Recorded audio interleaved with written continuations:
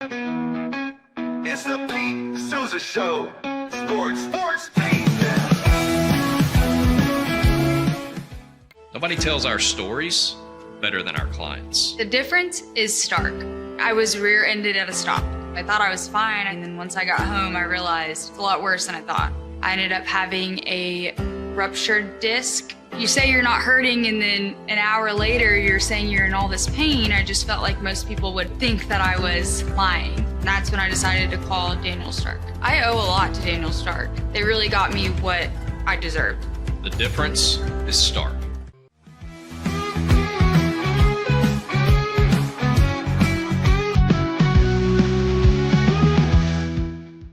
We definitely love our relationship and love Extraco. It's been an amazing experience. They made the PPP process easier. They were reaching out to me saying, what can I do to help you? That made a huge difference because my stress level, when we shut down, to afterwards was night and day. Our experience with Extraco has been phenomenal since the very beginning, so we love Extraco. Tervis is all about staying hydrated with style and durability. You can trust Tervis tumblers to keep your drinks the perfect temperature, hot or cold, for hours. From the classic insulated tumblers to sleek stainless steel water bottles, each product is built to last and comes in endless designs to match your personality. Stay refreshed and express yourself with Tervis. Visit tervis.com today and find your perfect tumbler.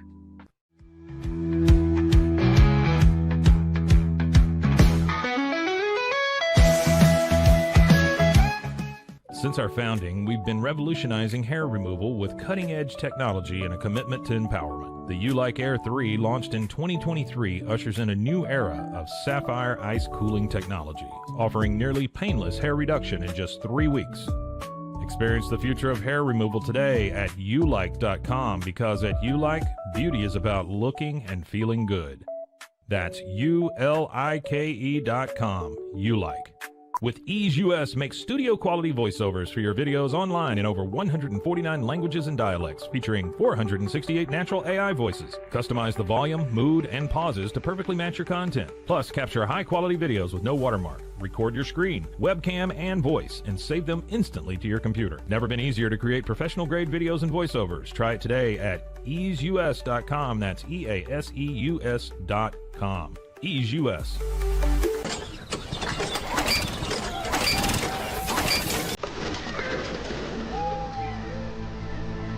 Just use AirPace.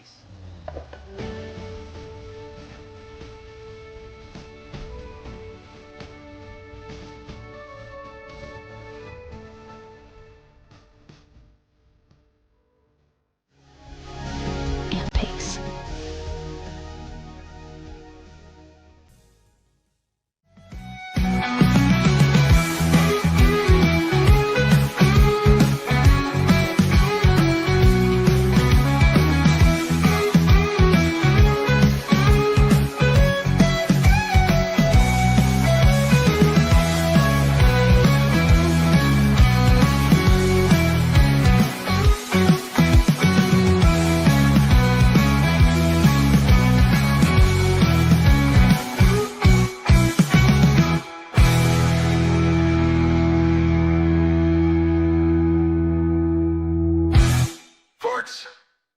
It is the Pete Sousa Show. It is Tuesday.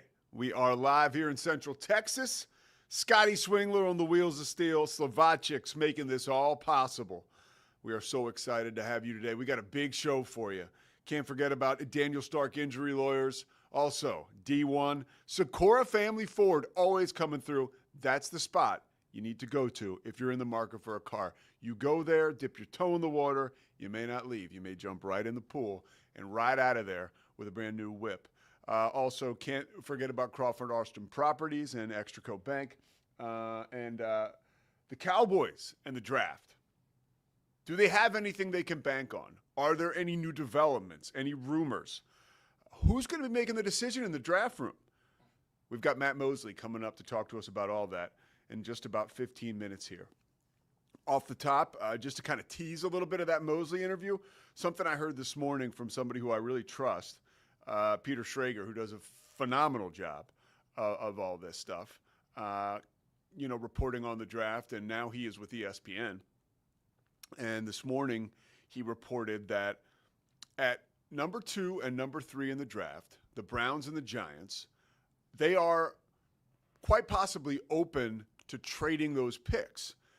And teams are calling them, according to Peter Schrager, in an effort to move up in the draft. Now, my question for Mosley will be, and the two players who these teams, Schrager doesn't know who the teams are, by the way, or at least he wouldn't report it this morning. He may know and may be sworn to secrecy. God bless you, Scotty. After one more, you're on your own. I got one more God bless you. I do 2 God bless yous, and then that's it, right? You're on your own after that. So Abdul Carter and Ashton Genty are the 2 players who the teams that are calling about are potentially eyeing.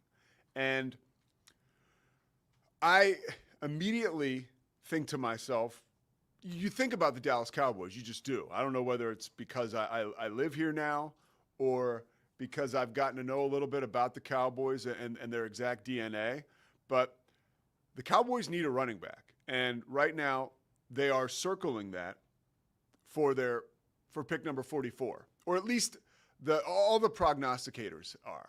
McShay, Schrager, and this is for, the second wave of running backs, right? Or who will be available there. Ashton Genty will not be.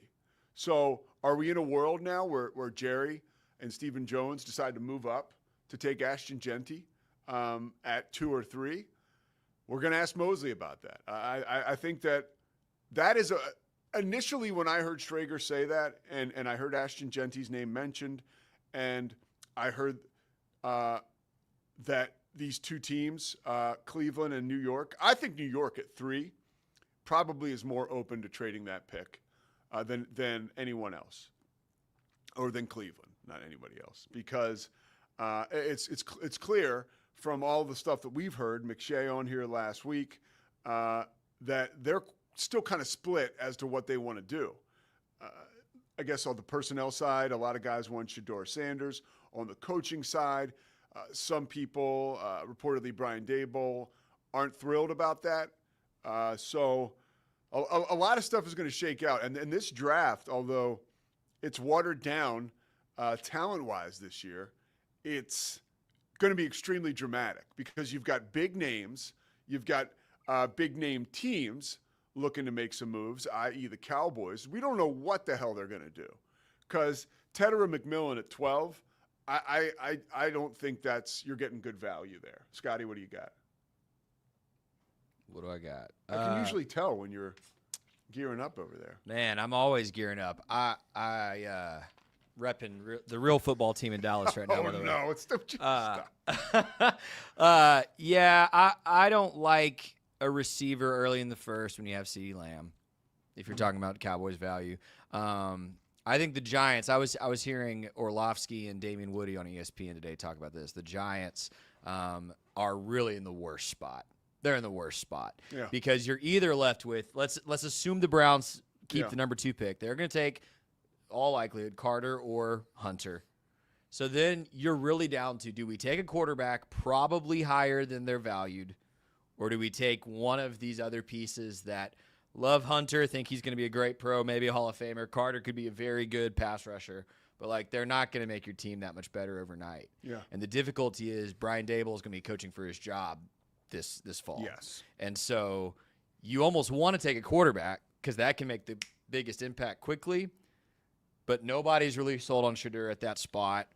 Jackson Dart at that spot, that's a reach. I think ideally the Giants would love to get a trade partner move back into the teens or the 20s, and then you see what quarterback's there at 21. Is it, and I'm making up numbers, but is it Milroe? Is it Jackson Dart? I think they would feel better about taking a guy late in the first round. Well, and I like all the stuff we're hearing about the Giants because you do have, if I'm a Giant fan, I'm not too discouraged because if we draft a quarterback, we can get by on Russell Wilson for the first 5 games, 6 So games. true. And I didn't say this yesterday when we were talking about this, but I actually think Russell Wilson would be one of the few people that would be a great guy for Shedeur to sit behind. Yeah. And that's not a criticism of Shedeur. It's more of this guy's won a Super Bowl, was also undervalued coming out of college, kind of, 3rd round pick, kind of seen as some holes in his game, and he's turned it into a hell of a career. I think he could be great for Shedeur. Okay, we're switching topics quickly. Yeah. Because we'll get to Mosley in the draft here in about 10 minutes. Nico Harrison spoke to the media yesterday, and he seemed meek. It was almost as though, honestly, as someone just the eye test is concerned, I felt bad for him. I did. I felt as though, at the end of the day, this is a guy who has a family. He's got a wife. I even Googled Nico Harrison wife because I was curious to see if he had a wife, if he was going home to somebody. And he does have a wife. She actually works for ABC News, and she seems like a 100% down-to-earth person who would support him in this, and not like one of the Real Housewives who you could come home to who'd be like, what the hell did you do at work today? We look terrible here in Dallas now. No, she looks like this is just, again, the eye test. But then I'm shocked back to earth, and I remember what this dude did. And the article now, more rumors, not rumors, but really flat out reporting yesterday about the Casey Smith situation, who was a trainer for the Mavs for 20 years, was a total ally of Dirk's, and was an ally also of Luka's. You familiar with the story, Scotty? Oh, so this is awesome. So Casey Smith was with the Mavs from 2004 up to 2023. He was seen as part of Luka's inner circle.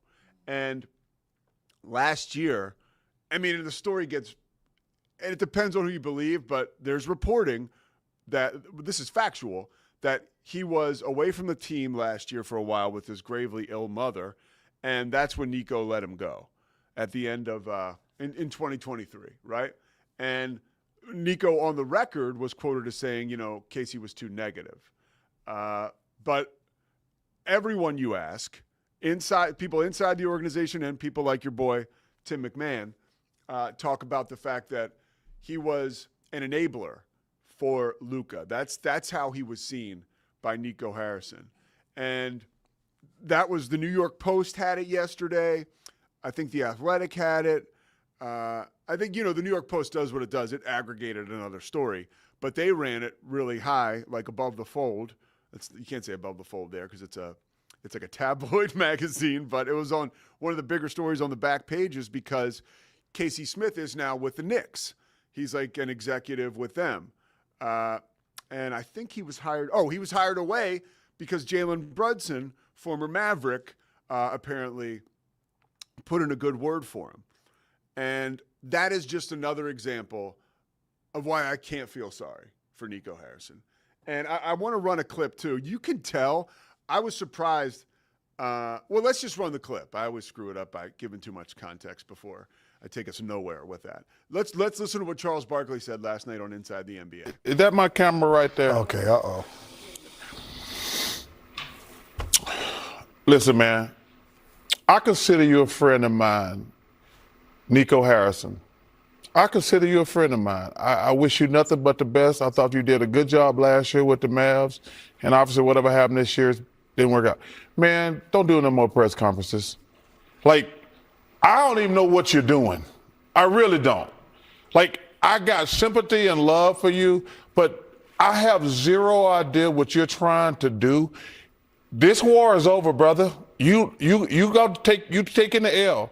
I hope you keep your job. I hope that team get healthy. But, man, don't do any more interviews. Please don't. Charles says it like nobody else can. And I think that's a huge, really, the public persona for him right now is just at an all-time low. And I truly do believe that Charles is right in a sense where it's been a comedy of errors from a public relations standpoint. When we saw Nico on camera yesterday, I think we were reminded why there were no cameras a week and a half ago or last week when he did his press availability behind closed doors with selected members of the media. So I hope that my hope for Nico Harrison as a person now, because I am like, there's a part of me that like, I don't know, I have empathy, right? I'm an empath. And I heard somebody say that once, like, you know, one of those girls, like, I'm an empath. But I do think I'm kind of an empath. And so I can kind of emotionally, it kind of pulls at me a little bit. So just lay low and like literally lay low. We probably don't need to hear from you until you're talking about the draft, and you're going to get more questions about the draft. This is my advice to Nico now.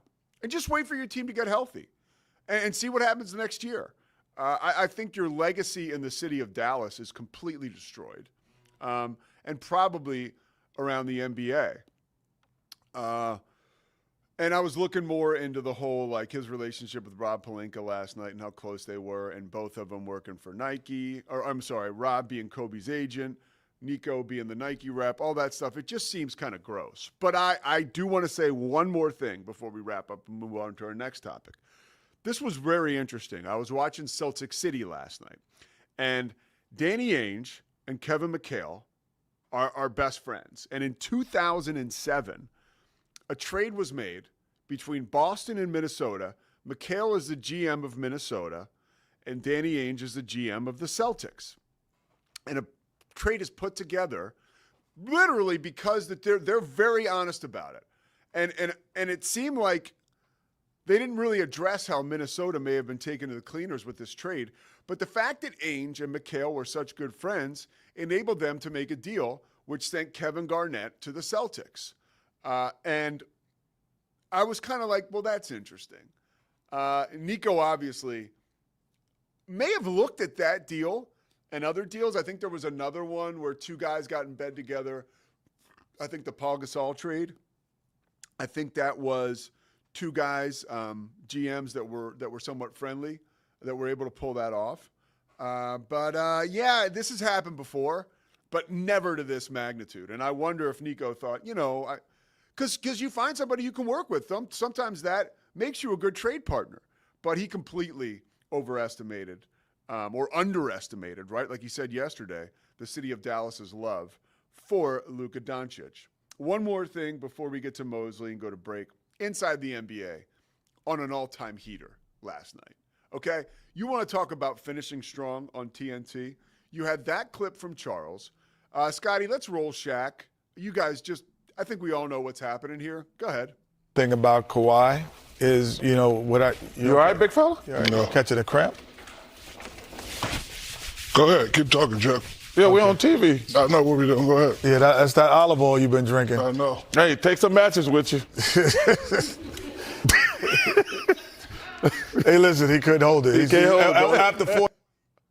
So if you're listening to the audio version of the podcast version, Shaq just gets up from his seat at the desk while they're all conversating on the air. It's very clear that his body is telling him he needs to make a trip to the restroom. And when we see that, I think we all move to the worst case scenario there. So that happened on live television. And then the night before, okay, now this was, I'm sorry, I saw it and I laughed, but I know there is a seriousness to the situation. Wow, what was the guy's name? Billy Ray. Let me look it up real quick, and I'll be quick with this because we got to get to Mosley. I looked at it yesterday. So Billy Ray Bates was an American basketball player. Look, I'm reading the Wikipedia. He played for the Portland Trailblazers, and he's third in NBA history of a guy that came off the bench in a playoff game, and his point total, I think he had like 29 or 30 points in a game in the playoffs. So he was, NBA on TNT is ranking or looking at a graphic which has all the guys who scored the most points off the bench in playoff history in a single game. And this guy, Billy Ray Bates, who it was pretty clear that the guys on the set would probably never heard of. And Barkley just says, do you think he's still alive? And he says it on the air. And immediately, Ernie goes into dad mode, and he's just like, oh, come on, Charles. And then Kenny goes into older brother mode, like, you can't say that on TV. And then Shaq, who's sitting at the end of the desk getting a kick out of it, says, no, I think he's passed. So now they've kind of been like, who the hell is this guy? Is he alive? And Shaq puts him under the ground, okay? And so they open up last night's broadcast with Ernie Johnson. I think they came back from a break with this. They didn't open up with it. But Ernie Johnson is basically like, hey, we have to apologize. We gave some bad information. I mean, he basically was like, it was inaccurate, it was ignorant, and like, we're embarrassed. You know, we screwed up. And he takes accountability. It's funny, though, they don't have Charles or Shaq on because those two guys totally screwed this up. And the good news, though, is that we are informed that Billy Ray Bates is still alive at 68 years of age. He's not even that old. So, I mean, that show is just absolute television gold. Sometimes for the wrong reasons, but man, unbelievable. Props to Inside the NBA, and so excited they will carry on after this season. Even if you don't watch it, like I didn't watch, I watched part of it last night, watching the Knicks, but yeah, awesome stuff. All right, Matt Mosley coming up. He is always Dallas Cowboys information gold. Pete Sousa Show presented by Slovacics. Coming back after this with Matt Mosley. We'll be right back after these quick words from our sponsors. This is Rogue Media Network. Founded in 1910, Samsonite is the world leader in durable, high-quality luggage and travel accessories. Made to the highest standards, our products won't let you down. We give you the confidence to get out there and explore. Inspired by the past, devoted to the present, and built to inspire a multi-generational future, Samsonite is here to elevate your journey. Travel with Samsonite and pack confidence every step of the way. Shop now at shop.samsonite.com. Samsonite. Dive into adventure with scuba.com, your ultimate destination for top-tier scuba and snorkeling gear. With over 20 years of experience, our expert staff, who've dived everywhere from the Galapagos to the Maldives, provides personalized advice to help you find the perfect gear for any underwater journey. Shop leading brands like GoPro, Aqualung, and Scuba Pro. Whether you're a beginner or a pro, trust scuba.com for the best in diving equipment and expert guidance. Explore now at scuba.com. That's SCUBA.com. Scuba.com.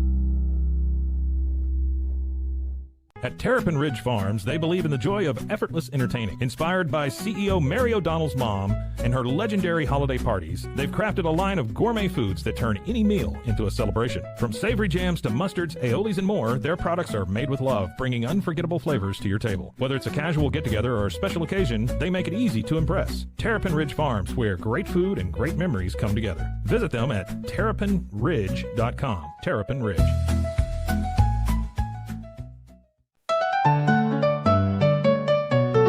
Want to turn your passion into profit? With Blogify, creating a blog has never been easier.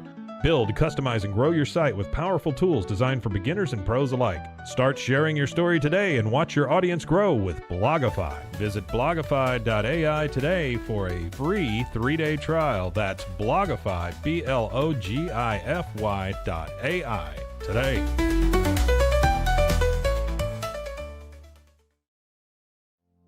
And now, back to our show. The NFL Draft with the great Matt Mosley. It does not get any better. The Pete Sousa Show presented by Slovacics. We are back getting ready to talk Cowboys draft. Matt is actually getting ready to go down to the Star, where Jerry Jones will have his 11:30 pre-draft press availability. Of course, we are presented by Slovacics. Dallas Cowboys insider Matt Mosley. How you doing, brother? Well, I'm doing just fine, and I've missed being on with you.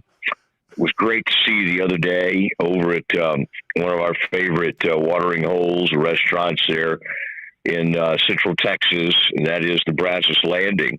But I'm just, getting amped up for this draft, and I just expect Jerry Jones to be very forthright and just kind of explain all his strategy and just come right out and let us know exactly what he intends to do this morning.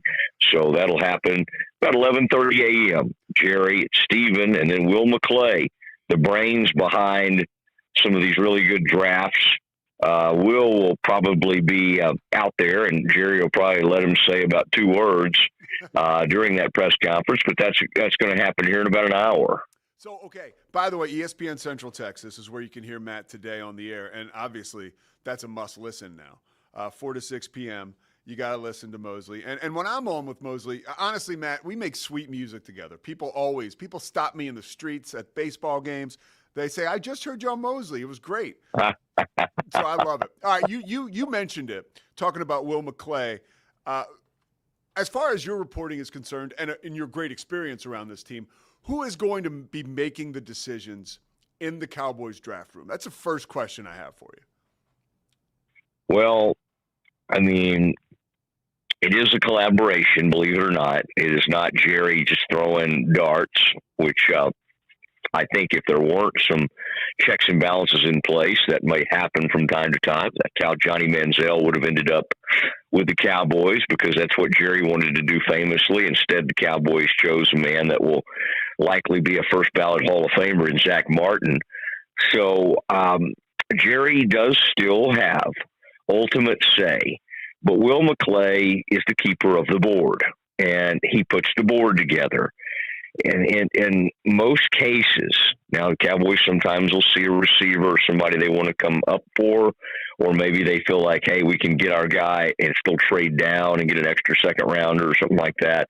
You know, that when that kind of stuff is happening, Steven really is the, I would say, maybe the trade expert. They're looking at the chart, looking at all of that. But Will McClay certainly has the most say when it comes to conviction and understanding of how the board was put together and you know, kind of who they're zeroing in on. And kind of what you're doing in these final days is some role playing, thinking through some scenarios of what could happen, and then also trying to prepare for possible people, especially the Cowboys who don't always draft this high. They're looking to see who could possibly start falling and what would they do if that happened. For instance, if a Shedeur Sanders was available at number 12, and that would be, I think the Cowboys' tendency right there would be to try to trade down and let a team that's trying to get up there to get Shedeur, see if they could trade down and get some extra picks, because let me tell you, nothing alienates a starting quarterback like a team taking a first or second round quarterback, rookie. That real, I've seen it happen. I've watched it happen.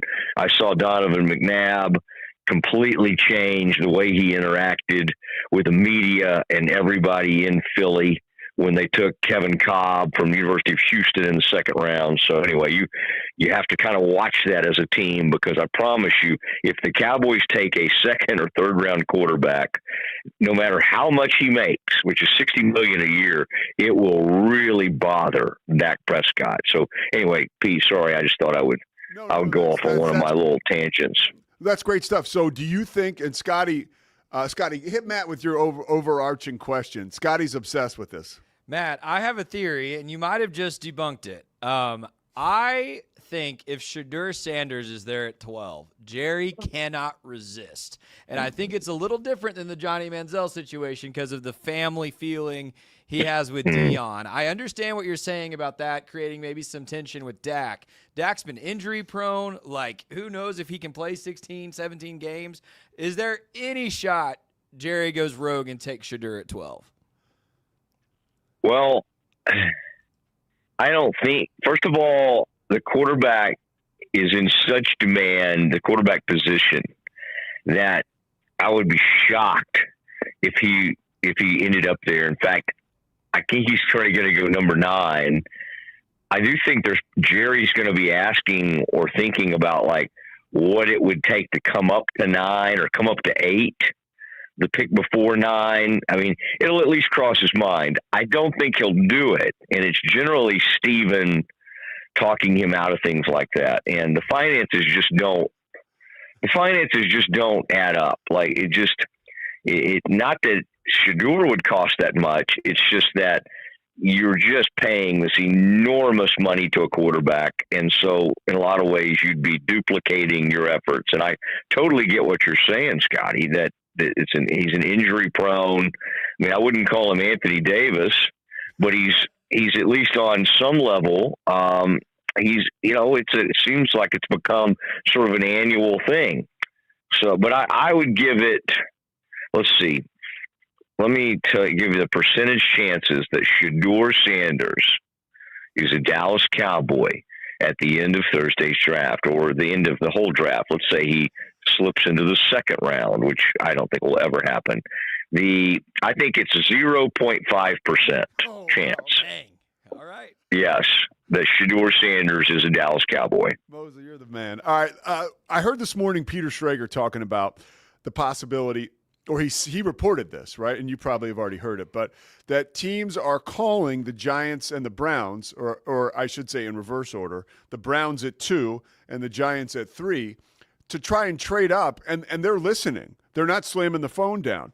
And it's reported that they're trying to get up there to get either Abdul Carter or Ashton Genty. Now, the Cowboys are in the market for a running back, right? More than likely in the second round, because a lot of teams, and I want to ask you about Tedder and McMillan after this, but a lot of analysts, we had McShay on here last week, he's got McMillan going to the Cowboys at 12, but nobody really loves him. But back to the question I just touched on with Schrager, is it possible that the Cowboys, who could be in the market for a running back, could trade up to maybe 3 to get Ashton Genty? Is that something through your reporting or experience that could be on the table?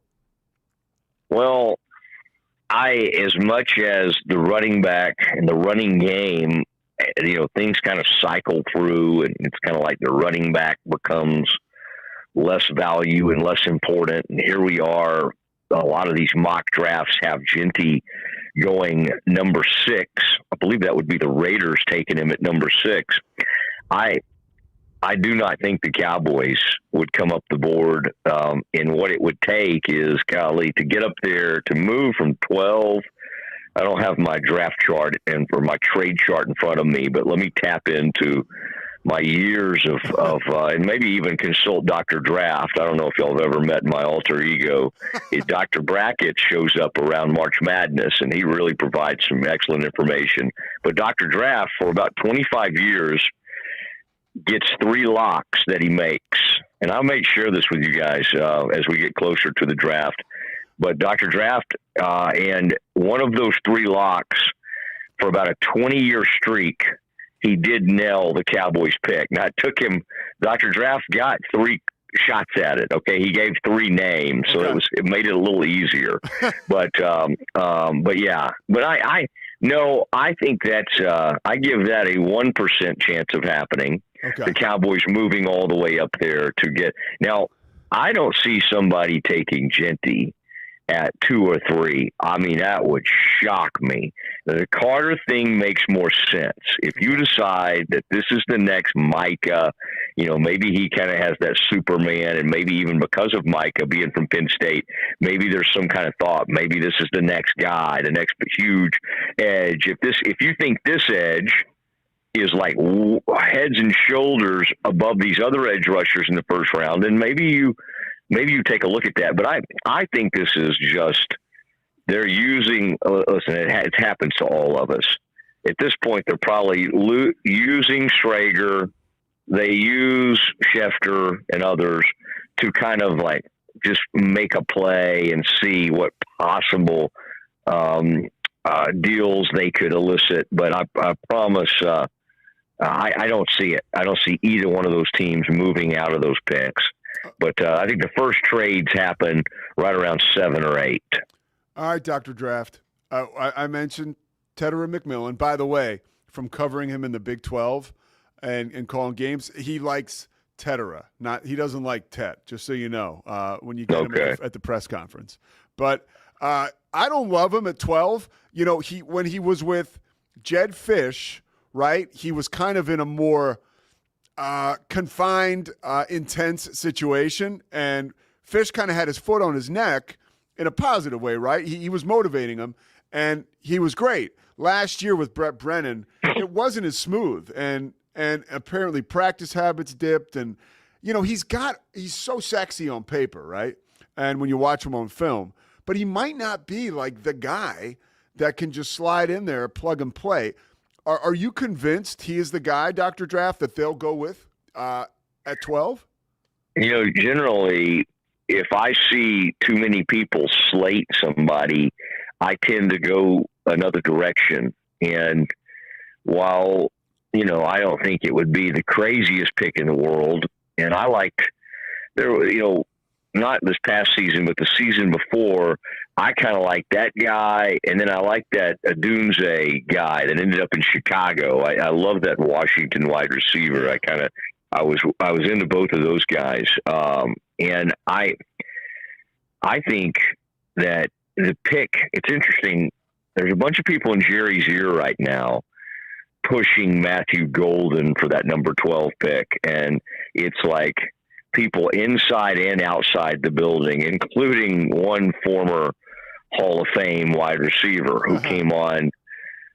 By the way, I've added another show now to my repertoire. I don't even know if I've told you about it. And so he came on this other thing I'm doing. I'm syndicated now. Yeah, what's going on? Give us an update. Kind of ridiculous. No.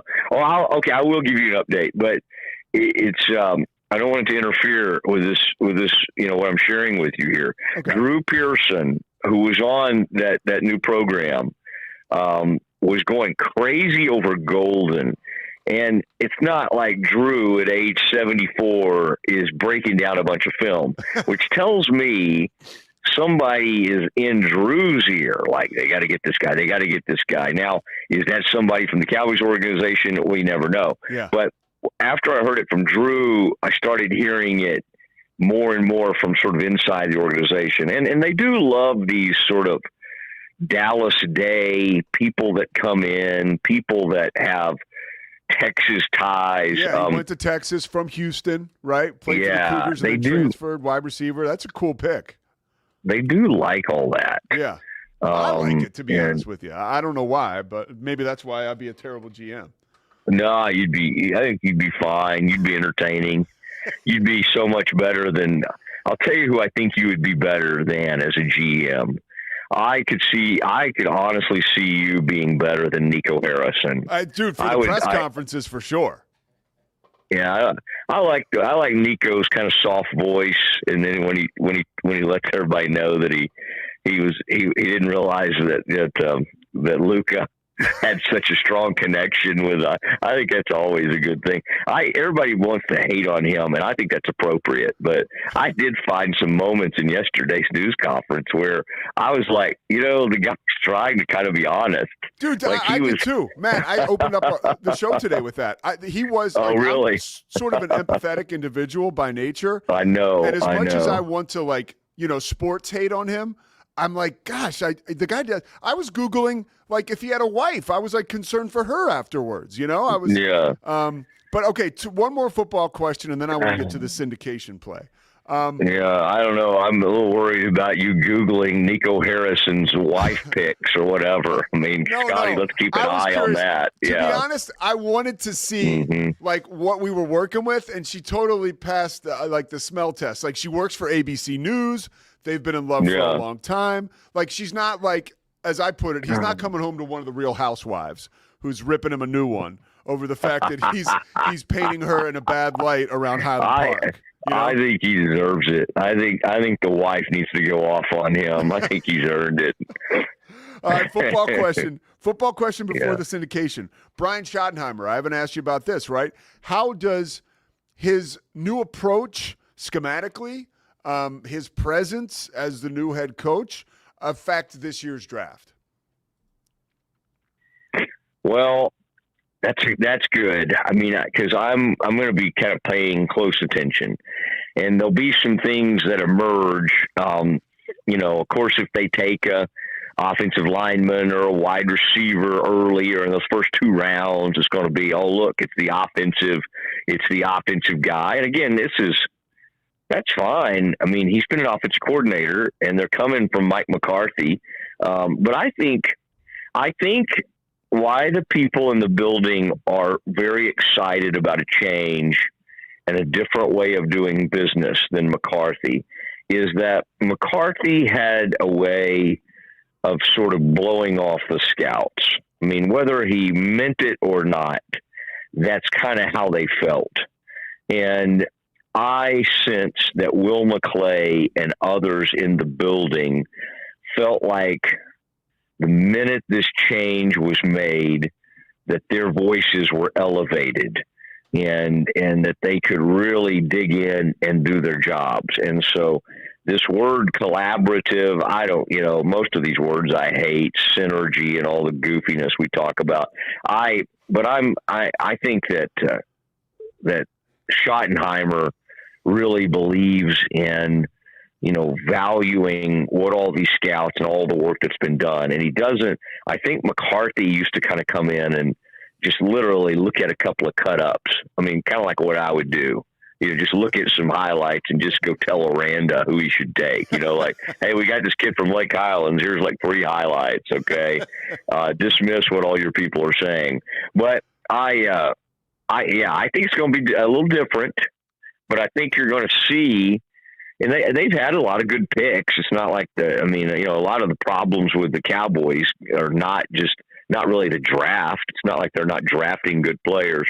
But I think the communication and the respect between the GM, the scouts, and everybody, and Schottenheimer, I think that will be elevated to a certain extent.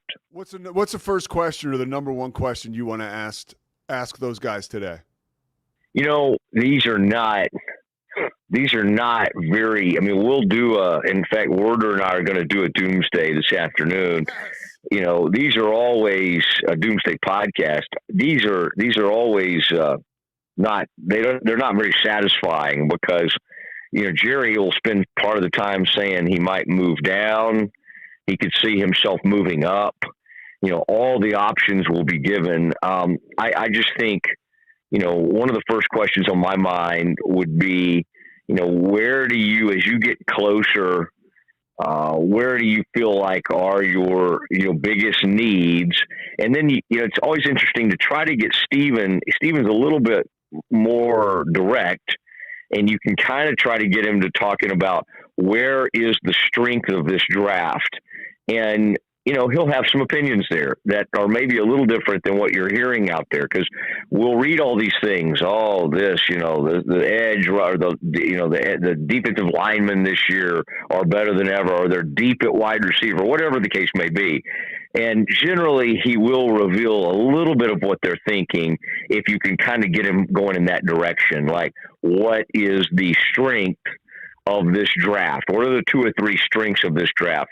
And he'll be a little bit open about where he thinks this draft is the deepest. So you got to kind of stick with that. If you now occasionally you can get something interesting if you use this opportunity to go, Jerry, what do you what in your evaluation of Shedeur Sanders? He'll either say we're not looking, he'll be long gone, so we haven't taken a long look at him, or he'll go off on his relationship with the Sanders family and reveal that he's taken a long look at him, and to which Scotty would love that, and it would fan the flames of this of what Scotty's trying to do out there, which is get a bunch of clicks.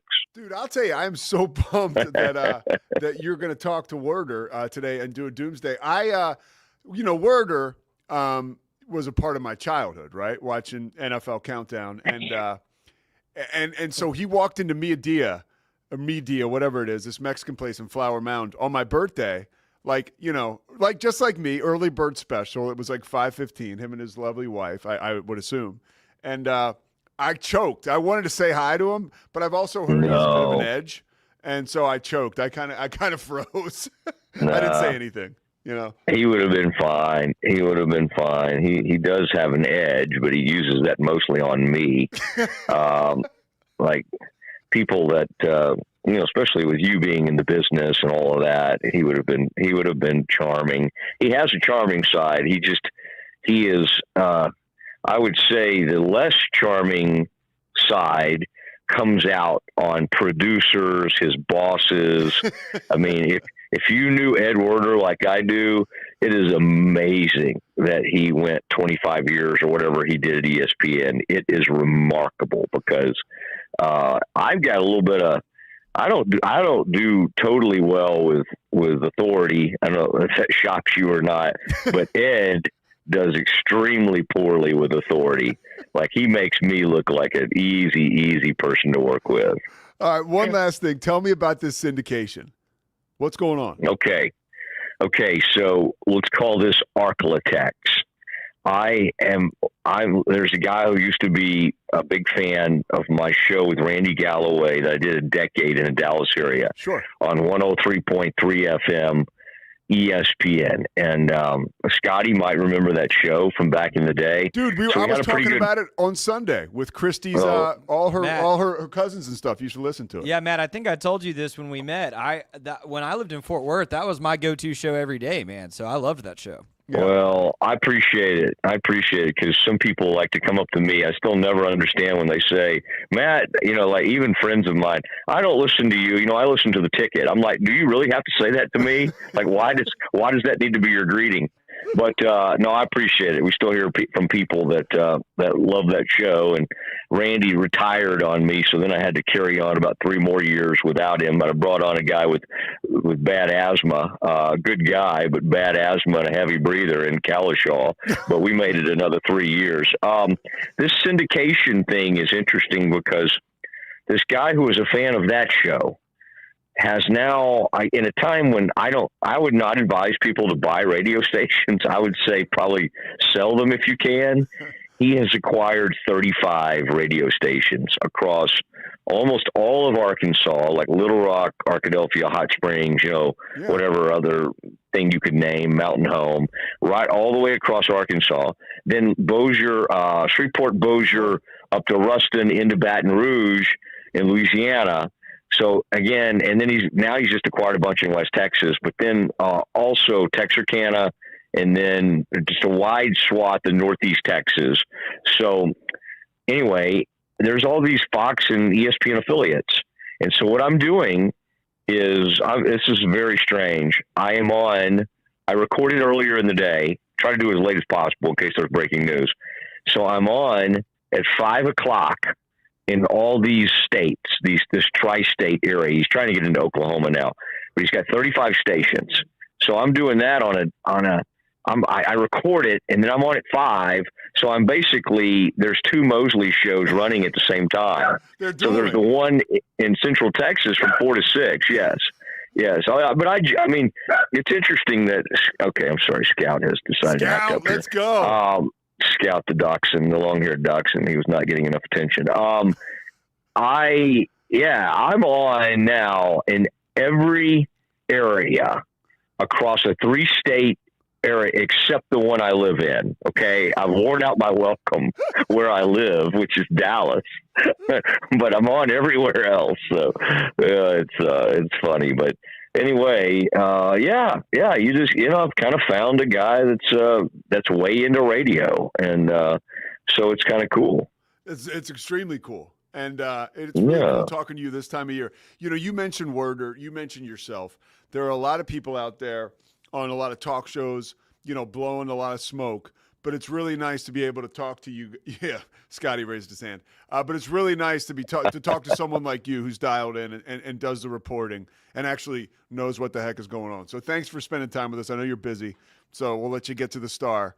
And Matt Mosley today, it's a must listen, I would say, 4 to 6 on ESPN Central Texas. He's going to have a lot of fresh stuff coming out of the draft conversation. Matt, when I post these segments with you, we get tons of views. So good. Thank you very much. Good. I mean, I think it's Mosley kind of in the lead, McShay just trailing me just by a hair. All right, that's the way I choose to view this.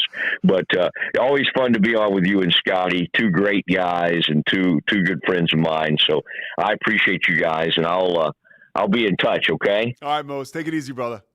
Okay. Tell Corey I said hi. Good night. You got it. Later.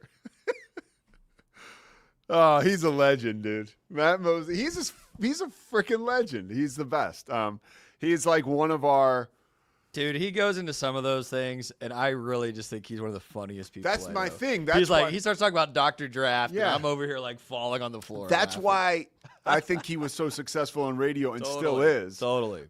He's got that. I was listening to an interview with Al Michaels yesterday, and Mosley has way more of this than Al Michaels, mentions about himself. But you got to have the rascal in you. Yeah, Al Michaels talks about like when he used to talk about point spreads before people were talking about that in the 90s. Like if a game's 44-21 and the point spread is 24, he's like, this game's still pretty interesting, and that's the rascal. And Mosley has rascal. I would say a little rebelliousness is what makes a good broadcaster. Most of them. Like we were talking about Lee Corso last week. Yes. Little he was a rascal, rebel.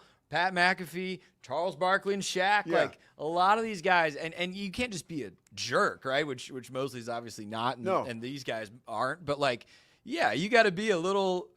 He used the word. I don't always do real well with authority. One, I can relate. Two, there's a little bit to being a radio personality or a television personality. You've got to be confident enough in yourself, to kind of tell people no, and to have your own personality. And that's what I love about Matt. He's got his own personality, man. He owns it. I love it. Did you know what they were doing at Doomsday?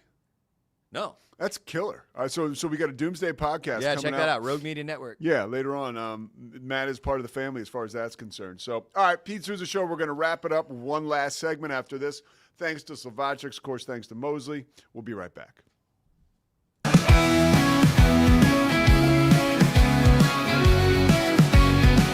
Dive into adventure with Scuba.com, your ultimate destination for top-tier scuba and snorkeling gear. With over 20 years of experience, our expert staff, who've dived everywhere from the Galapagos to the Maldives, provides personalized advice to help you find the perfect gear for any underwater journey. Shop leading brands like GoPro, Aqualung, and Scuba Pro. Whether you're a beginner or a pro, trust Scuba.com for the best in diving equipment and expert guidance. Explore now at Scuba.com. That's SCUBA.com. Scuba.com. At Fullwell, we bring together the expertise of registered dietitians, MDs, and OBGYNs to give you the best fertility support. Our research-backed bioavailable formulas are crafted with your health in mind, ensuring the highest quality and safety. From preconception to pregnancy and beyond, we exceed industry standards with independent testing for harmful contaminants. With our comprehensive practitioner directory, personalized care is always within reach. Fullwell, your trusted partner on your fertility journey. Visit us at fullwellfertility.com. Experience the perfect blend of exquisite craftsmanship and life-changing technology with Gevi. Every product is built with precision, featuring specialized parts that ensure durability, efficiency, and safety.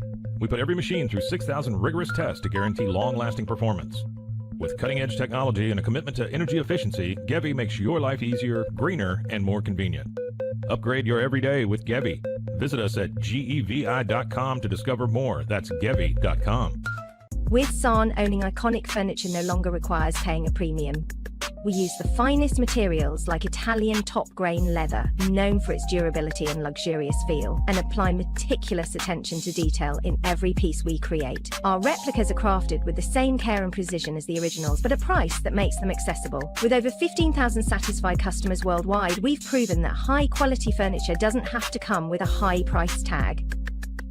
Explore our collection today at san.com. At Covers & All, we've revolutionized protective solutions with cutting-edge, customizable covers, tarps, and curtains. Using advanced tech fabrics that are 100% waterproof, UV tear, and abrasion resistant, we ensure lasting durability with hand-sewn double-stitch seams. Our commitment to quality, precision engineering, and customizable options is unmatched. With vertically integrated operations and express shipping, we deliver premier protection at affordable prices. Visit coversandall.com today for the perfect fit, guaranteed to last. At Open Goal USA, we're revolutionizing training for both soccer and lacrosse with our innovative portable rebounders. Perfect for players of all ages and skill levels, our rebounders improve accuracy, control, and technique in both sports. Built with premium materials for durability and ease of use, they're ideal for training anywhere, anytime. Whether you're perfecting your soccer game or sharpening your lacrosse skills, Open Goal USA has you covered. Visit OpenGoalUSA.com and elevate your training today. Relax with Hemp Delicious. Organically grown hemp, massively blended with delicious organic herbs, responsibly sourced for their holistic benefits. Each sip offers calming, antioxidant-rich wellness. Brewed just for you. Sip the calm with Hemp Delicious. Find your blend at hempdelicious.com. Introducing Muck-Off's classic pink bike cleaner, powered by revolutionary nanotechnology that breaks down dirt and grime on a microscopic level while protecting your bike's delicate finish. Developed by our mad developer Alex and tested by riders, our products are made by riders for riders. Discover more at us.muc-off.com, where we break the mold to bring you the best in bike care. Get paid faster with Bill, the easiest way to send, receive, and manage your payments. No more delays, no more hassle. Whether you're a freelancer or a business, Bill makes payments seamless and secure, simple, fast, and reliable. Sign up today at Bill.com.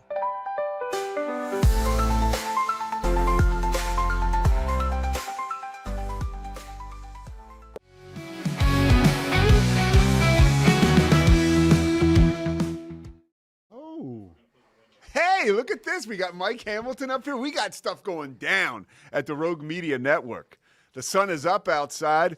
Thank you so much. Matt Mosley's segment was awesome. By the way, tomorrow we have Mitt Winter, who is a very popular sports attorney, who's going to walk us through some of the changes that have been going on with the NCAA and some of the guardrails that might possibly be imposed.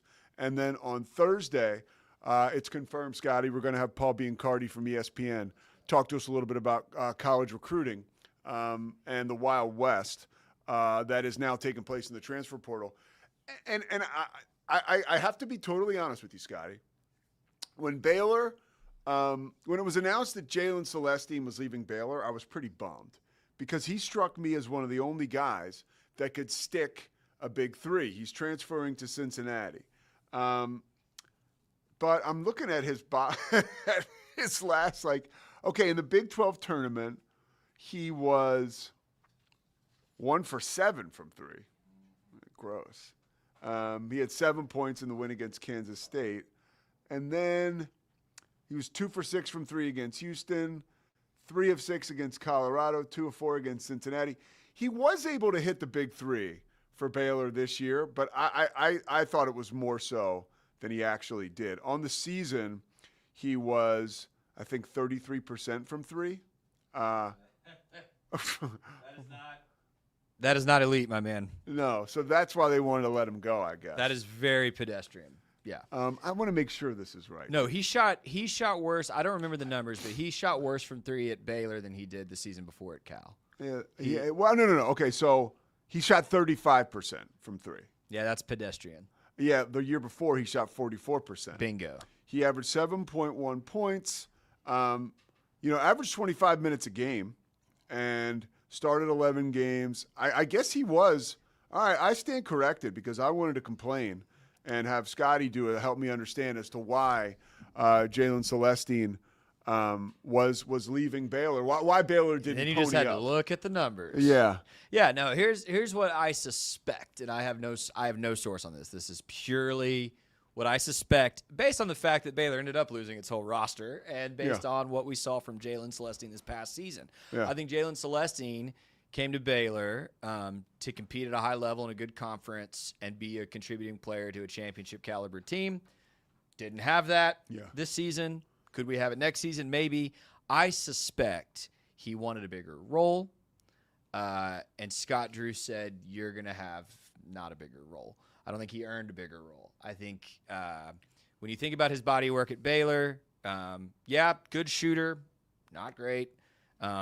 He would have been my third choice taking a three in clutch this past season. I would have rather had VJ or Nunn do it, probably. Okay. All right. Just to be honest with you. He doesn't provide you a lot of threat offensively outside of the three, and I think he played admirably on defense many times. I think he was asked to do way too much defensively after we lost Ojanua, and he's mostly guarding bigs down low. That's not his game either. So I think it was a poor fit. Frankly, this ends up being a swap almost, Celestine for Skillings. Yeah. And I think we won that trade. Or Baylor I think wins so. That trade I think so. I think Skillings is definitely a more rounded player, definitely a better defensive perimeter player, and as I said to you in the break, I think Baylor's got even better options from three with Obi Agbum in particular this coming season than Celestine would provide you. So, or he could be a total repeat of Jalen Celestine. Agbum. Yeah, totally. Oh, any transfer. Because you step into a conference that's way different than the conference you were in the year before. I mean, Celestine playing in the Pac-12, and then Omaha. What conference is that again? Mid-America? Omaha, you're thinking of J.J. White. Yeah. Who's the other guy? Agbum, where did he Wyoming. go? Wyoming. Okay, a little better, but not really. I mean, he was the player of the year in the conference, and he shot 46% from three last year. Pretty damn good. I think it was 44%. And the difference is, and again, I'm not ripping on Celestine, like wish him well. The difference between Agbum and Celestine is Celestine was not someone who was often going to create his own shot. He's more of a corner catch and shoot player. Agbum is probably going to start. He is definitely going to start at one of the two guards. He might start at the one this next season. Okay. And he is going to create his own shot. Okay. And I think he's going to create shots for Tunde, and I think Tunde is going to create shots for him, and I'm very excited. By the way, my fan is starting to come out. I'll tell you what's freaking me out. Zach is standing over in the corner like freaking gold dust, ready to come out of the locker room. It's all dark over there. Zach Burke's getting ready. He is ready for the Cam show. Let's hope his Houston Rockets are ready tonight. Did you see? Sorry to change the subject real quick before we run out of time. Please. Did you see Sinners over the weekend? Speaking of like people standing in the corner in the dark. No. Did you see Sinners? Oh no. You need to see Sinners. With Michael B. Jordan? Yeah. Yeah, Bill Simmons. That movie is phenomenal. Bill Simmons was talking about that. It's all right, really let's good. Save that. I want to get a review out of you. All right, let's do it. All right. The Pete Sousa Show coming back tomorrow, presented by Slovacics. Make sure you watch the Cam Show. Also, we've got a Doomsday podcast dropping, I guess, later on tonight or tomorrow. So we'll be on the Rogue Media Network and the Doomsday podcast feed looking for that. We will be back tomorrow. As I mentioned, we got Mitt Winter. Yeah, he's going to break down NIL for us, which I certainly need help for where it's at and where it's going. We'll be back tomorrow.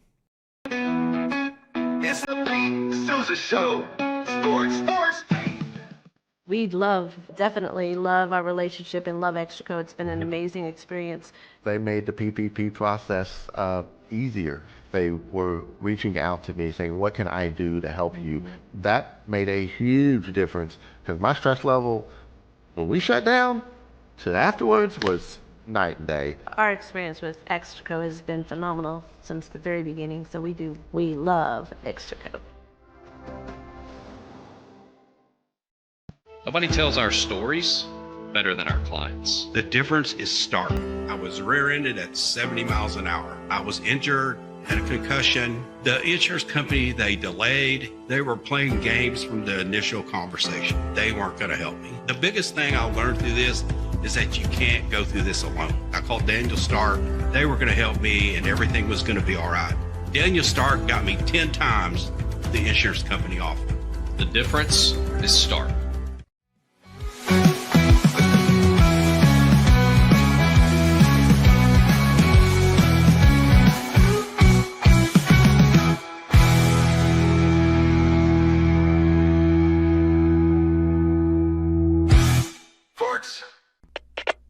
We are Rogue Media Sports.